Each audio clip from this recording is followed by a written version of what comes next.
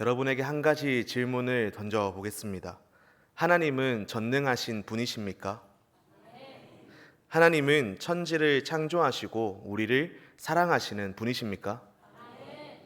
그렇다면 지금 이 질문에 대해 아멘이라는 대답이 내가 어떤 상황에 있어도 바로 나오십니까? 여러분은 하나님이 언제나 이해되시나요? 약간 건방져 보이는 질문처럼 들리시나요?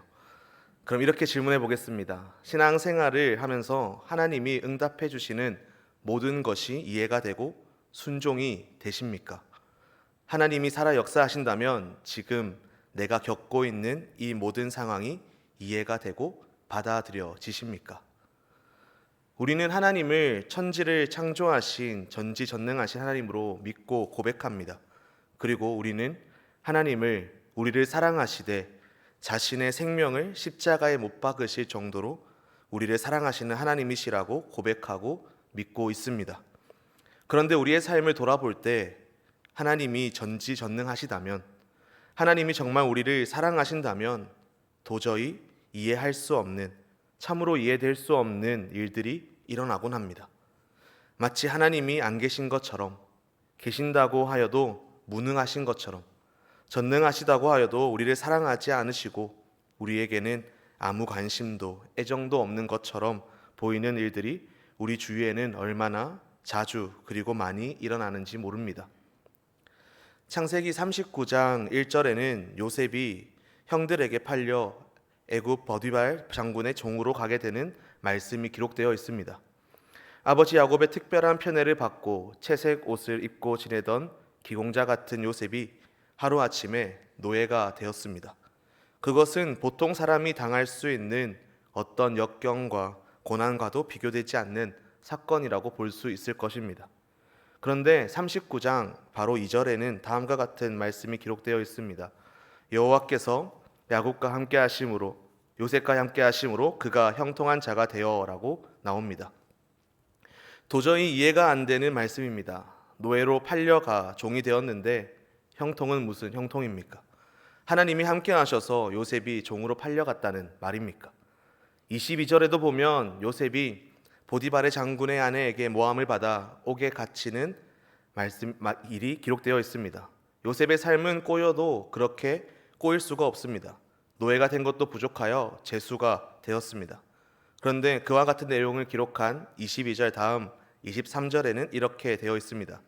이는 여호와께서 요셉과 함께 하심이라 여호와께서 그를 범사에 형통하게 하셨더라. 그냥 형통도 아니고 범사에 형통하였다고 말합니다. 이건 정말 말이 안 돼도 너무 안 되는 말 아닙니까? 그런데 여러분, 우리는 요셉의 일생을 다 잘 알고 있습니다.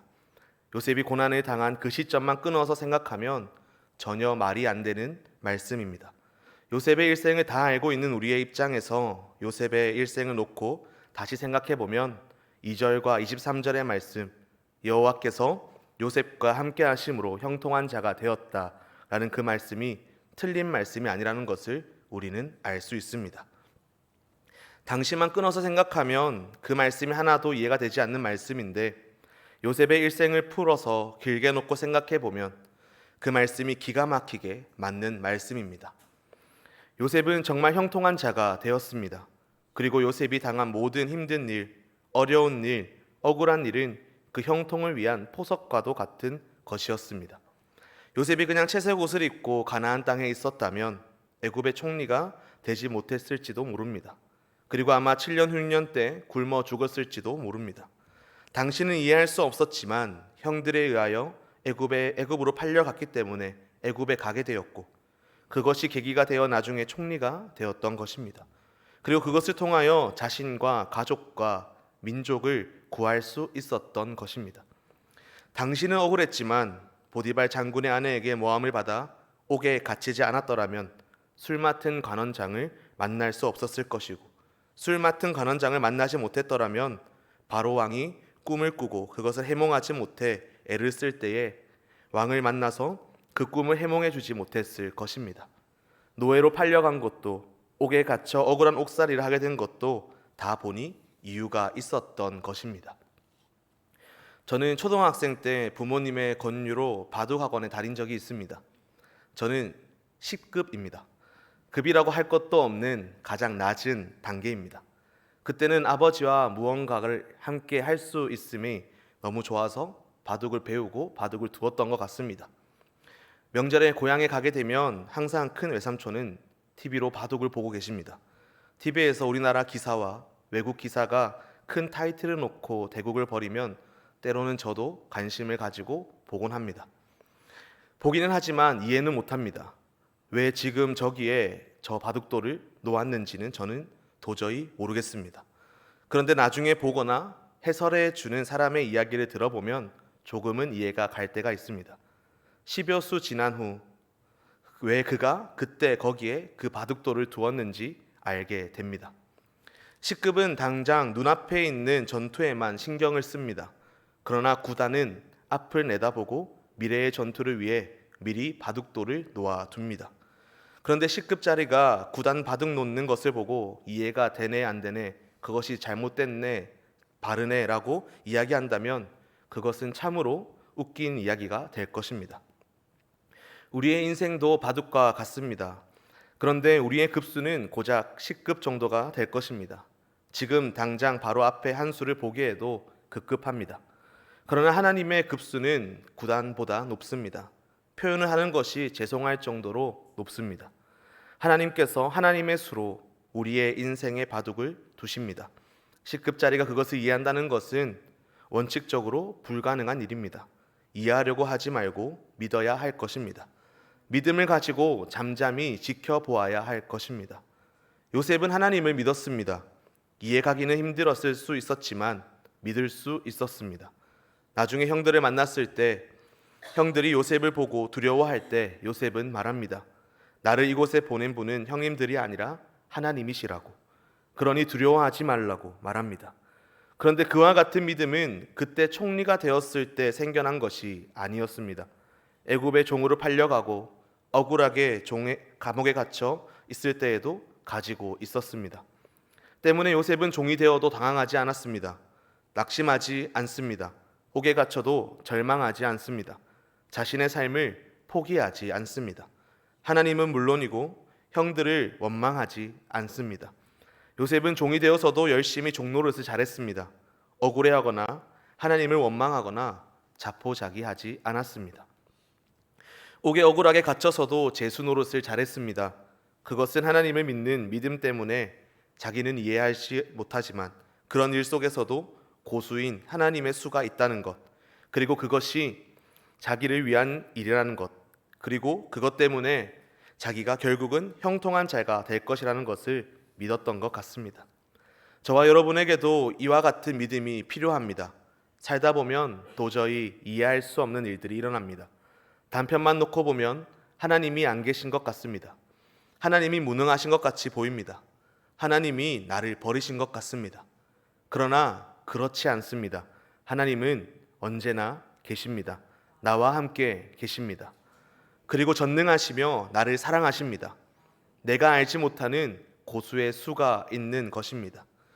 그것을 믿고 잠잠히 고난을 이겨낼 수 있기를 바랍니다. 그리하여 하나님이 나와 함께 하심으로 늘 범사에 형통한 자가 되었다는 간증을 하면서 살아가길 소망합니다. 다윗 또한 마찬가지입니다. 하나님께서 기름 부으셔서 왕으로 세우시겠다고 합니다. 그런데 왕이 되는 것은 모르겠고 계속해서 죽음의 고비가 다가옵니다. 하지만 어느 순간에도 하나님을 의지하고 믿고자 하는 마음은 계속됩니다. 그럼에도 불구하고 점점 자신의 처지는 나아지지 않는 것 같고 자신의 목숨을 위협하는 존재는 점점 더 강해져만 가는 것처럼 느껴집니다. 오늘 본문인 시편 13편은 다윗의 시편이 나옵니다. 1절과 2절을 보면 다윗에게도 그와 같은 어려움이 많았던 것을 알 수 있고 그 어려움이 얼마나 힘들고 절망적인 것들인지를 알 수 있습니다. 우리 1절과 2절의 말씀을 함께 읽어보겠습니다. 여호와여, 어느 때까지니까 나를 영원히 잊으시나이까? 주의 얼굴을 나에게서 어느 때까지 숨기시겠나이까? 나의 영혼이 번민하고 종일토록 마음에 근심하기를 어느 때까지 하오며 내 원수가 나를 치며 자랑하기를 어느 때까지 하리이까. 아멘. 어느 때까지라는 이야기가 4번이나 나옵니다. 얼마나 힘들면 주님 언제까지입니까?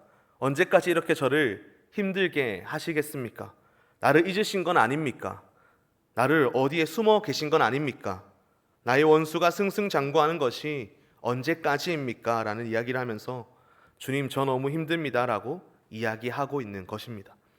하지만 다윗은 그 어려움의 시간을 다 이겨낼 뿐만 아니라 그것을 기회로 삼아 형통한 자가 되었습니다. 다윗은 왕이 되었습니다. 충분히 불평불만을 표현하고 하나님을 이해할 수 없어서 하나님을 믿지 못할 수도 있었습니다.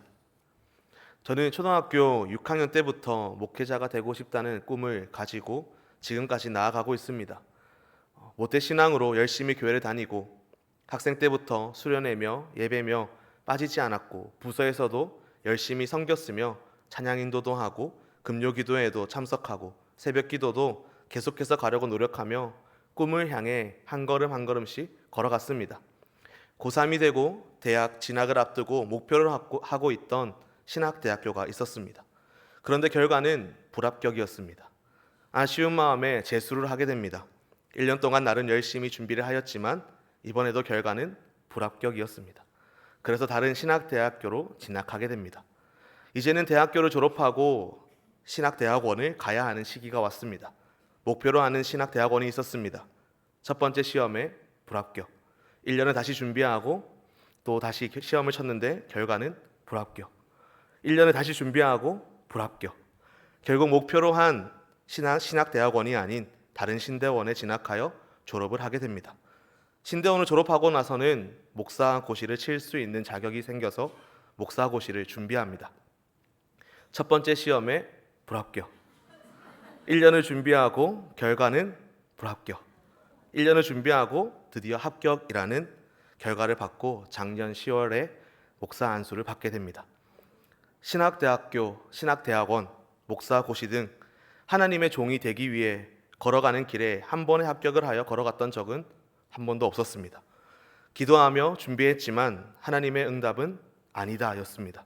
물론 제가 준비를 제대로 하지 않았던 것도 있었겠지만 하나님께서는 제 인생의 주어가 제가 아니라 하나님이시다라는 것을 계속해서 이야기하고 싶으셨던 것 같습니다. 신학대학교에 가는 것도 신대원에 가는 것도 목사가 되는 것도 다 내가 하고 싶은 모습대로 나아가기보다는 하나님께서 인도하심에 따라가는 훈련을 시키신 것 같습니다. 우리는 때로 신앙생활을 하면서 하나님의 거절하심을 경험합니다. 하나님께 간절히 기도했음에도 하나님이 응답하지 않으시는 경험을 할 때가 있습니다. 내가 기도하는 대로 된다면 하나님도 영광 받으시고 많은 사람이 주님 앞으로 나올 것인데 왜 하나님은 이 일을 허락하지 않으실까 하는 생각이 들 때도 종종 있습니다. 다윗도 이러한 하나님의 거절하신 아픔을 경험한 바가 있습니다. 다윗이 예루살렘에서 다윗성을 건설하고 그의 왕권이 점점 더 강성해 가던 시기였습니다. 그는 이미 왕궁을 세워놓고 안정된 생활을 하고 있었습니다. 하나님의 법궤도 예루살렘으로 가져왔고 이제 더 이상 부족함이 느껴지지 않는 삶을 살아가고 있을 때였습니다. 역대상 14장 1절을 보면 두로왕 히람이 다윗에게 사신들과 백향목과 석수와 목수를 보내 그의 궁전을 건축하게 하였더라라는 말씀이 나옵니다. 다윗이 만든 왕궁은 초라하지 않았을 것입니다. 다양한 외부의 물건과 그 지역에서 얻을 수 없는 백향목을 비롯한 많은 좋은 물건으로 지은 왕궁이었을 것입니다. 그만큼 다윗의 왕권이 든든하게 세워져 가고 있었다고 볼 수 있습니다. 그러던 어느 날 다윗은 하나님을 위한 아주 좋은 생각을 하게 됩니다. 하나님의 성전을 지어야겠다는 생각이었습니다. 그는 이 생각을 나단 선지자에게 이야기합니다. 그러자 나단 선지자도 다윗의 생각에 하나님이 반대하실 만한 이유가 없을 것이라고 생각합니다. 그래서 다윗에게 하나님이 함께 하시니 무엇이든 하십시오라는 말로 응답합니다. 이 짧은 이야기 속에서 우리는 다윗이 가지고 있는 하나님에 대한 사랑의 마음을 충분히 느낄 수 있습니다. 다윗은 나는 이렇게 좋은 곳에서 좋은 왕궁 속에서 살고 있는데 하나님의 장막은 초라하다라고 생각하며 하나님의 법궤를 잘 모셔야겠다는 아주 선한 마음을 가지게 됩니다. 하나님을 이 정도로 사랑하고 정성껏 모시는 사람이 일찍이 없었을 것입니다. 자발적으로 하나님이 거하시는 성전을 지어야겠다고 생각한 사람도 다윗 외에는 발견하기 어렵습니다. 그래서인지 나단도 고민 없이 다윗에게 그렇게 할 수 있을 것이라고 대답하였습니다. 그런데 뜻밖의 사건이 일어납니다. 하나님이 그날 밤 나단에게 말씀하십니다. 놀랍게도 성전을 짓지 말라는 거절의 말씀이었습니다. 아마도 이 말씀을 들은 나단은 매우 당황스러웠을 것입니다. 하나님은 왜 이렇게 좋은 생각을 막으시는가? 라는 의문이 들었을 것입니다. 생각해보면 하나님이 다윗이 짓겠다는 성전을 막으실 만한 이유가 없어 보입니다. 동기가 나빴나요? 지금 다윗은 하나님을 향한 사랑과 열정으로 성전 건축에 대한 소망을 가지고 있었습니다. 능력이 없었나요? 다윗은 지금 자신의 왕궁을 지을 만큼 능력을 확보했습니다. 두로왕 히람을 통해 백향목 등을 반입할 수 있는 길도 이미 열어놓았습니다. 얼마든지 마음만 먹으면 성전을 지을 수 있는 상황이었습니다. 그런데 왜 하나님은 다윗이 성전을 짓는 것을 거절하셨을까요? 하나님은 다윗에게 또 다른 계획을 말씀하십니다. 내 생명의 연한이 차서 내가 조상들에게로 돌아가면 내가 내 뒤에 내 씨 곧 내 아들 중 하나를 세우고 그 나라를 견고하게 하리니 그는 나를 위하여 집을 건축할 것이요 나는 그의 왕위를 영원히 견고하게 하리라 라고 말합니다. 한마디로 요약하면 하나님은 다윗에게 성전 건축을 허락하지 않으시고 그의 아들 중 하나를 세워서 그가 성전을 건축하게 하겠다고 말씀하셨다는 것입니다. 그것도 다윗이 세상을 떠난 후에 그렇게 하시겠다라는 말이었습니다. 확실한 거절의 말이었습니다. 하나님은 다윗으로 하여금 성전을 짓지 못하도록 하시는 두 가지 이유가 나옵니다. 첫째로 하나님은 이스라엘을 애굽으로 올라오게 한 날부터 지금까지 항상 장막에 거하셨다고 말씀하십니다. 둘째로 하나님은 장막에 거하면서 불평하거나 백향목으로 집을 지어달라고 말한 적이 한 번도 없다고 말씀하십니다. 이 말씀의 뜻은 이렇습니다.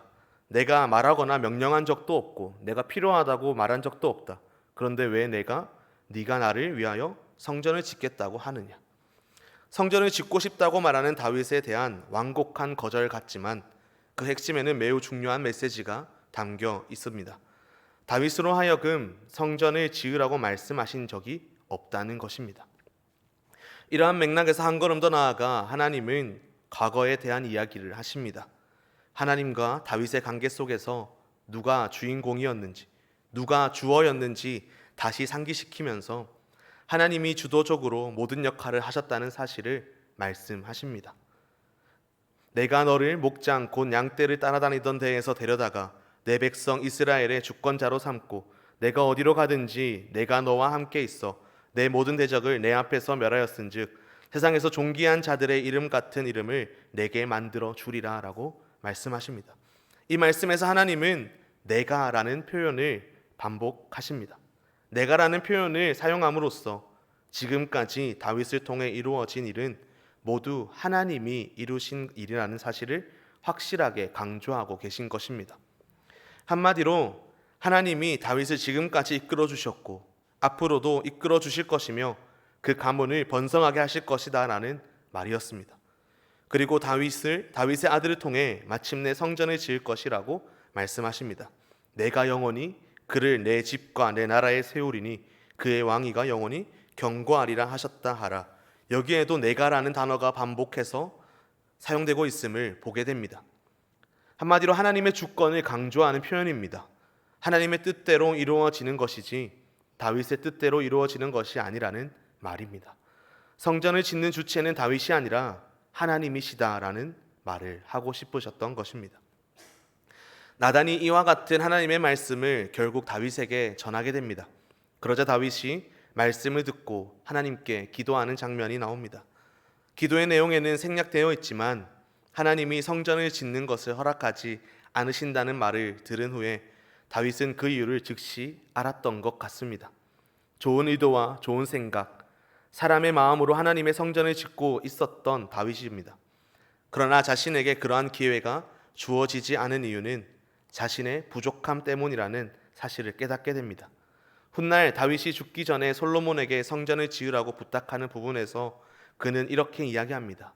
내 아들아, 나는 내 하나님 여호와의 이름을 위하여 성전을 건축할 마음이 있었으나 여호와의 말씀이 내게 임하여 이르시되 너는 피를 심히 많이 흘렸고 크게 전쟁하였느니라.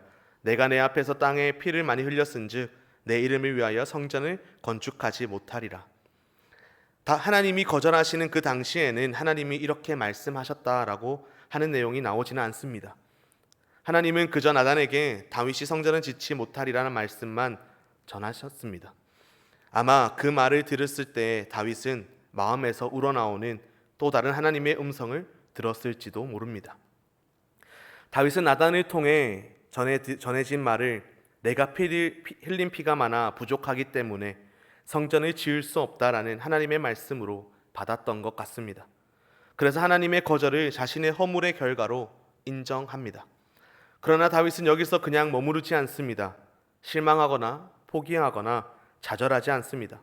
그의 기도를 보면 그가 어떻게 했는지를 알 수 있습니다. 그는 먼저 하나님에 대한 기억으로 돌아갑니다. 내가 생각하고 바라던 성전 건축을 거절하시는 하나님은 나에게 어떤 분이셨는가 하면서 말입니다. 다윗은 성전을 건축할 수 없다고 말씀하시는 하나님께서 자신에게 어떤 일을 하셨는가에 대해 생각합니다. 그리고 과거로 돌아갑니다.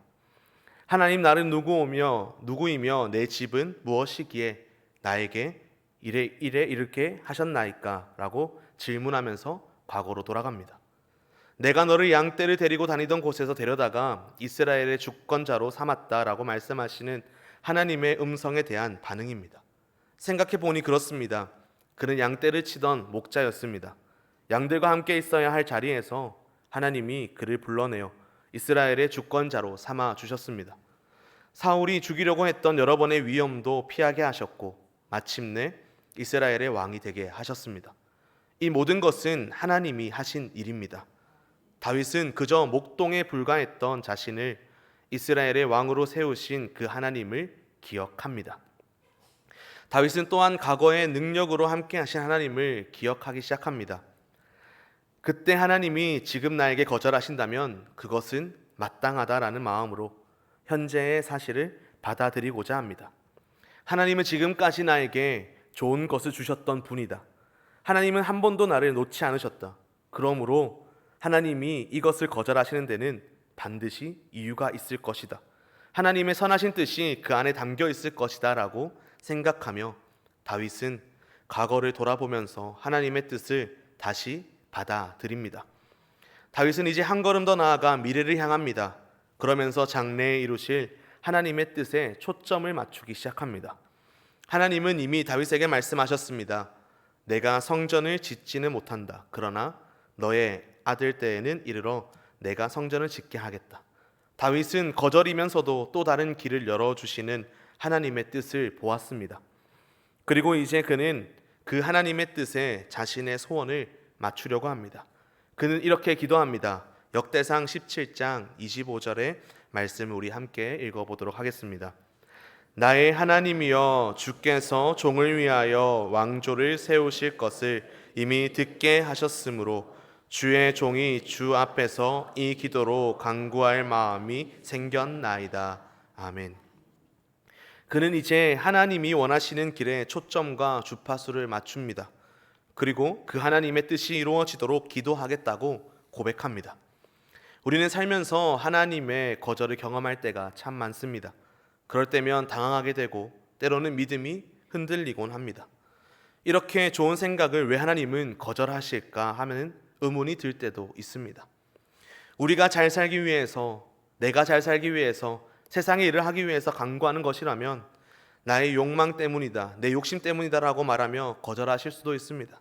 하지만 원하는 것이 하나님의 영광을 위한 길이거나 성전을 짓는 것과 같은 고귀하고 선한 일임에도 불구하고 왜 하나님은 응답하시지 않거나 도리어 거절하실까요? 하나님의 일을 한다면 얼마나 좋습니까? 그런데 왜 하나님은 아니다라고 생각하실까요? 그런데 왜 하나님은 아니라고 말씀하실까요? 그럴 때마다 우리는 때론 당황하곤 합니다. 그러나 다윗의 모습을 통해 우리는 하나님의 거절 앞에서 신앙인이 어떻게 반응해야 하는지를 알 수 있습니다. 먼저 다윗은 자신의 부족함을 돌아보았습니다. 과연 나는 이 일을 감당할 만한 사람이었는가? 나에게 허물은 있지 않았는가? 그는 하나님 앞에서 자신의 모습을 돌아보며 자신의 부족함을 생각합니다. 나는 선한 마음으로 하나님의 성전을 지으려는 생각을 가지고 있었다. 그러나 과연 나는 그 성전을 지을 만한 사람이었는가? 하나님의 거절 앞에서 그는 자신을 돌아보며 그 이유를 자신에게서 찾아갑니다. 하나님의 거절 앞에서 우리는 다윗처럼 과거에 하나님이 우리와 함께 하셨던 시절로 다시 돌아갈 필요가 있습니다. 우리와 함께 해주셨던 하나님, 우리를 먹이시고 여기까지 이끌어주신 하나님을 다시 생각하는 것입니다. 우리가 미약했던 시절에 하나님은 우리를 보호하여 지금 여기까지 이르게 해주셨습니다. 그 하나님이 오늘의 문제를 거절하신다면 거기에는 분명 뜻이 있을 것이라고 믿고 그것을 받아들이는 것입니다. 한 걸음 더 나아가 하나님의 거절이 한편으로는 아쉽지만 먼 미래를 바라보며 하나님의 더 큰 복이 숨겨져 있을 것이라는 믿음을 가져야 합니다. 다윗은 자신에 대한 하나님의 거절을 그렇게 이해했습니다. 그리고 도리어 하나님께 감사를 드렸습니다. 살아가면서 하나님의 거절을 직면할 때 우리는 무엇을 보아야 할까요? 우리의 허물을 보아야 합니다. 그리고 과거에 하나님이 함께 하셨던 때로 돌아가 그 하나님을 다시 신뢰해야 합니다. 그리고 지금 거절하시는 하나님의 뜻을 다시 생각해 보아야 하는 것입니다. 역대상 17장 19절을 보면 다윗은 이렇게 기도합니다. 우리 함께 읽어보겠습니다. 여호와여, 주께서 주의 종을 위하여 주의 뜻대로 이 모든 큰 일을 행하사 이 모든 큰 일을 알게 하셨나이다. 아멘. 이제 내 뜻, 내가 원하는 것, 성전을 짓고 싶은 나의 뜻이라는 단어는 사라지고 주의 뜻이라는 단어가 부각됩니다. 주님이 주어가 됩니다. 그리고 그는 그저 하나님의 뜻을 알아갈 뿐입니다. 이 모든 큰 일을 알게 하셨나이다 라고 고백하면서 말입니다. 처음에 다윗은 성전을 짓는 일에 대하여 자신을 주어로 두었습니다. 그러나 주어가 점차 바뀌게 됩니다. 하나님이 주어가 되면서 하나님이 그 뜻을 이루어 가십니다. 그리고 그는 그 하나님의 뜻을 알아가고 배워가고 그 뜻이 이루어지기를 기도할 뿐이었습니다. 이제 다윗은 하나님의 관점에 모든 마음을 합하게 됩니다. 이것이 바로 다윗이 보여준 신앙의 교훈입니다.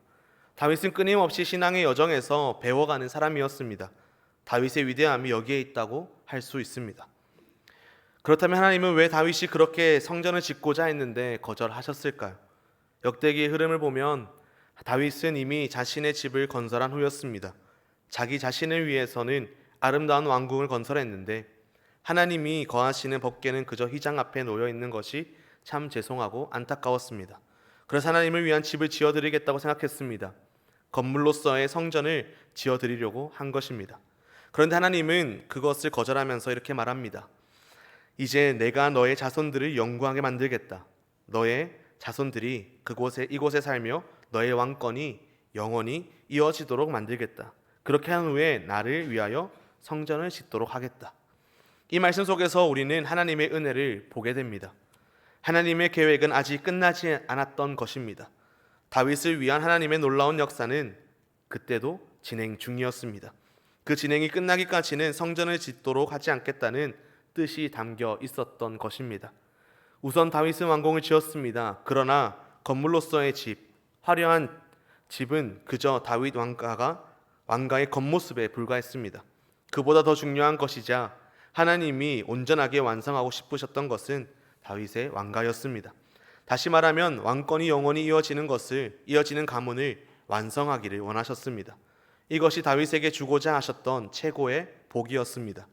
다윗은 지금 왕궁을 가지고 있지만 대대로 이어질 왕권은 아직 확보하지 못했던 시절이었습니다.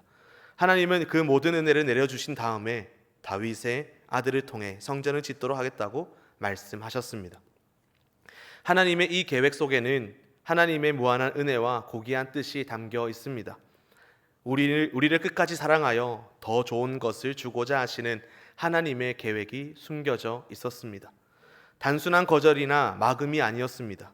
우리에게 더 큰 것을 주기 원하시는 하나님의 그 마음이 담겨 있는 것이었습니다. 하나님은 왜 이 장면에서 하나님의 주어를 반복해서 사용하셨을까요? 왜 내가라는 표현을 계속 사용하셨을까요? 그것은 나중에 다윗의 자손을 통해 건물로서의 성전이 지어지게 되더라도 먼 훗날 진정한 성전을 하나님이 온전히 세우실 것이기 때문이었습니다. 성전은 사람에 의해서 세워지는 것이 아닙니다. 예수 그리스도이신 진정한 성전은 하나님에 의해서 세워지는 것이었습니다. 거기에는 어느 누구도 하나님 외에 자리할 곳이 없습니다. 하나님이 주어가 되시기 때문입니다. 다윗이 주어가 될 수가 없었습니다. 이것이 하나님의 무한한 은혜이기도 합니다. 인간이 만든 성전이 아닌 하나님이 성전을 만들겠다는 계획을 세우고 계시는 것입니다. 하나님의 거절에는 이렇듯 무한한 하나님의 은혜가 늘 담겨 있습니다. 때때로 우리는 거절을 당합니다. 그런데 그 거절에는 하나님의 복이 숨겨져 있음을 믿으시기 바랍니다. 하나님의 거절 안에 하나님의 깨우침이 담겨 있음을 믿으시기 바랍니다. 우리가 거절당할 때 하나님은 우리에게 더 큰 믿음을 주십니다. 이 마음으로 하나님의 거절 앞에서도 당당하고 하나님을 신뢰하며 믿음으로 굳건한 주님의 군사가 되길 소망합니다. 평생을 믿었어도 하나님을 100% 이해할 수는 없습니다. 도저히 이해할 수가 없습니다.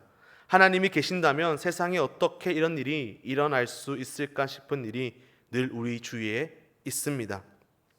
마치 하나님이 나를 버리신 것처럼 느껴질 때가 평생을 믿어도 있습니다. 하나님이 나를 버리신 정도가 아니라 하나님이 안 계신 것처럼 느껴질 때도 있습니다. 아니면 무능하시거나 아니면 나에게 관심이 없으시거나 하신 것처럼 느껴질 때가 있습니다. 그러나 믿음이라는 것은 이해할 수 없는 하나님을 믿는 것이 믿음입니다. 그 믿음이 우리를 구원합니다. 여호와여 어느 때까지니까 나를 영원히 잊으셨나이까 주의 얼굴을 나에게서 어느 때까지 숨기시겠나이까 라고 절규하면서도 다윗은 그의 시편을 이렇게 끝냅니다. 오늘 본문 5절과 6절의 말씀을 함께 읽어보도록 하겠습니다.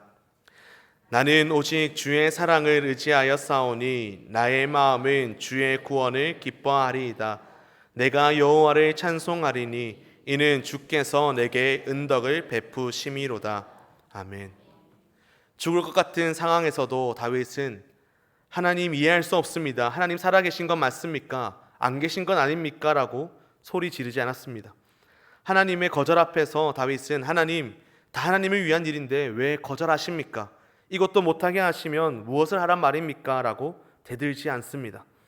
그는 그 상황에서도 하나님의 사랑을 믿었고 하나님의 구원을 신뢰하였습니다. 하나님께서 더 좋은 길로 인도해 주실 것을 믿었던 것입니다. 그리고 그 구원의 하나님을 결국 찬송할 것이라고 선포하고 있습니다. 그리고 그 믿음대로 되었습니다. 이해할 수 없는 하나님을 믿는 믿음으로 절망 중에도 소망하며 그 소망을 이루어 이해할 수 없는 상황에서도 하나님이 함께 하심으로 형통한 자가 되었다는 간증을 하며 살아가기를 소망합니다. 내 생각과 계획이 하나님의 뜻과 다를지라도 낙심하거나 원망하지 않고 하나님의 주권을 인정하여 하나님의 뜻 앞에 겸손히 무릎을 꿇을 수 있고 지금은 이해되지 않아도 하나님의 뜻이 언제나 최선임을 믿고 거절 속에서도 하나님의 선하신 계획을 신뢰하며 살아가는 저와 여러분 모두가 되시기를 주님의 이름으로 축복합니다. 기도하겠습니다.